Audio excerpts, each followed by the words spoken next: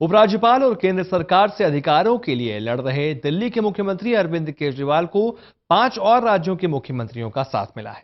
हालांकि दिल्ली में आयोजित चीफ मिनिस्टर्स कॉन्क्लेव में सिर्फ 3 मुख्यमंत्रियों की ही मौजूदगी इसके भविष्य पर सवाल खड़े कर रही है। त्रिपुरा, बंगाल और दिल्ली ये 3 राज्य हैं जिनके मुख्यमंत्री दिल्ली सरकार की ओर से बुलाए गए चीफ मिनिस्टर्स कॉन्क्लेव में शामिल हुए। करीब 11:30 बजे त्रिपुरा की सीएम मानिक सरकार पहुंचे और बंगाल की सीएम ममता बनर्जी के आने से पहले चले भी गए। मानिक सरकार ने दिल्ली के सीएम की पहल का स्वागत किया, लेकिन ये कहकर सवाल भी छोड़ गए कि इससे पहले भी ऐसी बैठकें होती रही हैं। बंगाल की सीएम ममता बनर्जी और दिल्ली के सीएम अरविंद केजरीवाल करीब घंटे भर तक चर्चा के बाद मीडिया से रूबरू हुए तो प्रत्यक्ष तौर से केंद्र सरकार और परोक्ष रूप से प्रधानमंत्री मोदी निशाने पर थे। दिल्ली के सीएम अरविंद केजरीवाल ने गवर्नर और एलजी की नियुक्ति में राज्य सरकार की सहमति, सीबीआई को स्वतंत्र करने और केंद्र से मिलने वाली वित्तीय सहायता में निष्पक्षता लाने को जरूरी बताया। ये तो हुई दूसरे राज्यों की बात। दिल्ली की बात चली तो मुख्यमंत्री अरविंद केजरीवाल ने गिनाया कि पुलिस, जमीन और टैक्स कलेक्शन का वाजिब हिस्सा किस तरह सरकार चलाने में परेशानी आ रही है। आरोप ये भी लगाया गया कि 23 साल की विधानसभा है, लेकिन महज 6 महीने की सरकार में उनके 30 फैसलों को एलजी ने निरस्त कर दिया। दिल्ली की चुनी हुई सरकार को काम नहीं करने देने का आरोप भी लगाए। बात इतनी बढ़ी कि केजरीवाल ने प्रधानमंत्री पर राष्ट्रद्रोह करने का आरोप लगा दिया। मुख्यमंत्री के आदेश को मानेगा, उसकी तनख्वाह रोक दी जाएगी। कभी सुना था? कहते थे कि रिबेलियन करना एक क्या माना जाता है, राष्ट्रद्रोह माना जाता है। ये तो केंद्र सरकार राष्ट्रद्रोह कर रही है। केंद्र सरकार रिबेलियन पैदा कर रही है कि कोई सरकारी अफसर अगर अपने मुख्यमंत्री की और काउंसिल ऑफ मिनिस्टर्स की बात मानेगा तो उसके खिलाफ कार्रवाई है। बंगाल की सीएम ममता बनर्जी ने भी मोदी सरकार पर जमकर निशाना साधा। रूलिंग पार्टी के नेताओं पर अधिकारियों को धमकी देने के आरोप लगाए।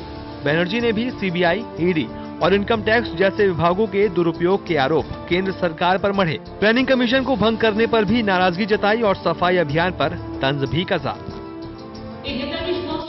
का आइडिया था और प्लानिंग कमीशन उठा दिया।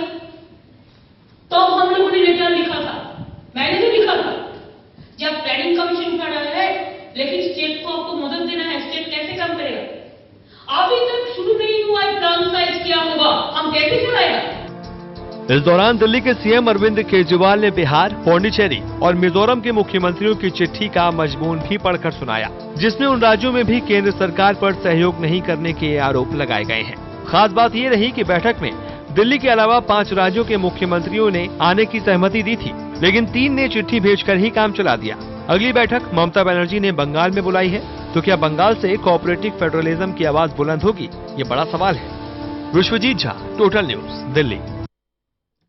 दिल्ली के मुख्यमंत्री अरविंद केजरीवाल ने आज केंद्र सरकार पर जोरदार हमला करते हुए कहा कि लगातार केंद्र सरकार दिल्ली सरकार में हस्तक्षेप कर राजद्रोह का काम कर रही है।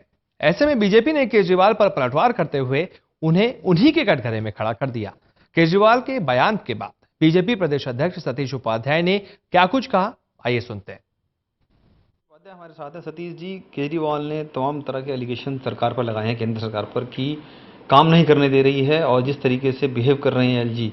ममता बनर्जी के साथ भी उनकी मीटिंग थी आज, एक नया फ्रंट बनाने की तैयारी कर रहे हैं। वो कह रहे हैं कि एलजी को बीच में डालकर कहीं ना कहीं जो सरकार के काम में अड़चन डाल रहे हैं, राष्ट्रद्रोह कर रहे हैं। नहीं, कोई नई काम करेंगे केजरीवाल तो पुरानी बात होगी। 7 महीने से यही तो कर रहे हैं, आरोपों की राजनीति। और जो फ्रंट बनाया हुआ है पहले उसको संभाल लें। दिल्ली का फ्रंट बना हुआ है, दिल्ली में जनता ने उनको एक मैंडेट दिया है, उसमें पूरी तरह से फेलियर है। निराशा उनके हाथ लग रही है। उनके पूर्व मंत्री जेलों में जा रहे हैं, उनके मंत्री जेलों में जा रहे हैं, विधायक जेलों में जा रहे हैं। तो जो उनका दिल्ली के लोगों का सपने थे वो पूरी तरह से तोड़ दिए। और अब लोगों के ध्यान को भटकाने के लिए दिल्ली डेंगू से पीड़ित है, दिल्ली में प्याज का घोटाला हो गया, मंत्री जेल में जा रहे हैं, इन सब चीज़ से ध्यान हटाने के लिए ये फ्रंट बनाने की बात। और ये एलजी को कहना, केंद्र को कहना, आप कोई नई बात करें तो अच्छा है। 7 महीने से दिल्ली की जनता एक ही रिकॉर्ड सुन रही है कि हमें काम नहीं करने दे रहे, ये कर रहे हैं, सारे लोग देख रहे हैं।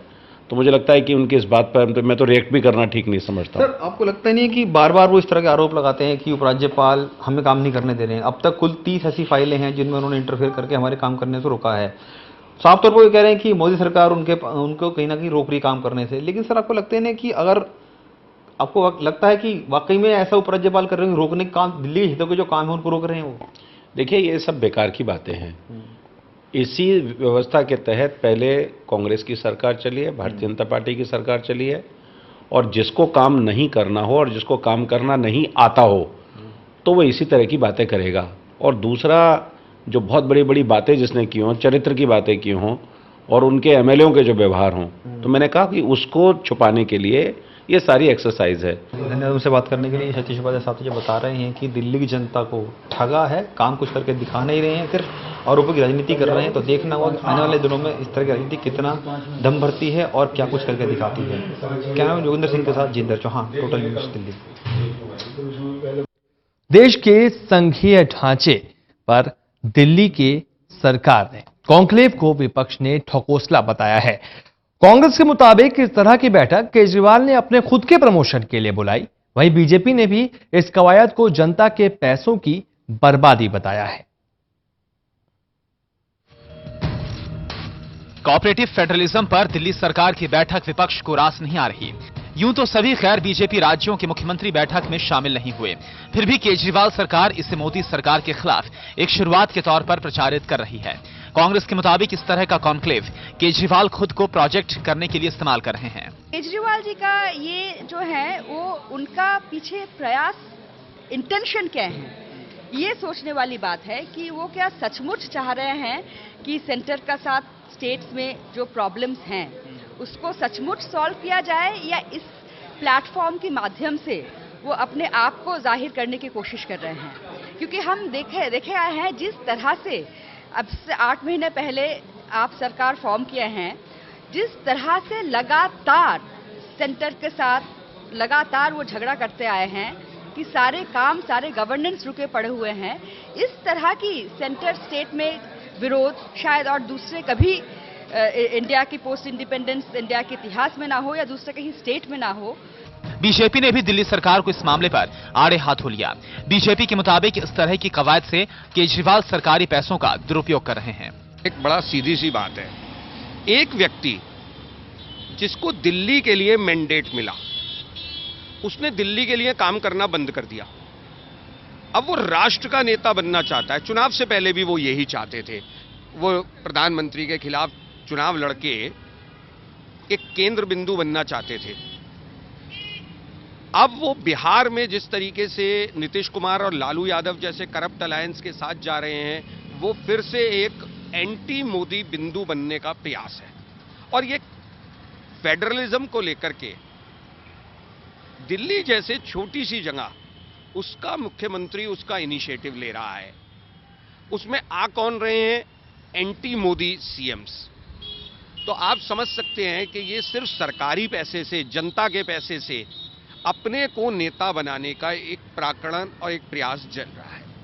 केजरीवाल के कोऑपरेटिव फेडरलिज्म कॉन्क्लेव में हालांकि सभी शामिल राज्यों ने केंद्र के रवैये पर सवाल उठाए, लेकिन उत्तर प्रदेश से किसी भी नुमाइंदे ने बैठक में हिस्सा नहीं लिया। यानी अभी भी केजरीवाल को मोदी के खिलाफ खुद को प्रोजेक्ट करने में कड़ी मशक्कत करनी होगी। तरुण कालरा, टोटल न्यूज़, दिल्ली। और भी तमाम बड़ी खबरें हैं जिन पर नजर डालेंगे, लेकिन एक बहुत छोटे से ब्रेक के बाद।